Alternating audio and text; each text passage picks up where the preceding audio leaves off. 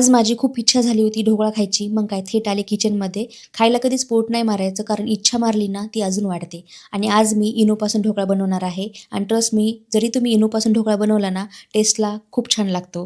आणि ढोकळा बनवते वेळेस मी विचार करत होते, मी जर यूकेमध्ये इंडियन फूड बिझनेस सुरू केला तर नॉनव्हेज पण छान बनवता येतं, व्हेज पण मी छान बनवू शकते.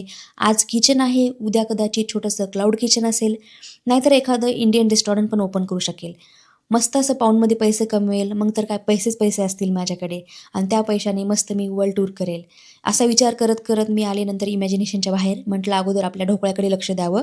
हा फक्त 30 मिनिट्समध्ये मध्ये बनतो आणि जास्त काही इन्ग्रेडियंट पण लागत नाहीत. तुम्ही याला ब्रेकफास्ट किंवा स्नॅक्ससाठी बनवू शकता.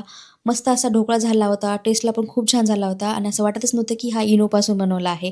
तुम्ही पण ही रेसिपी नक्की ट्राय करा आणि माझा ढोकळा कसा वाटला तुम्हाला ते पण मला नक्की सांगा. ही रेसिपी खूप इझी आहे. तर भेटूया आपण नेक्स्ट व्हिडिओमध्ये. तोपर्यंत bye and follow for more.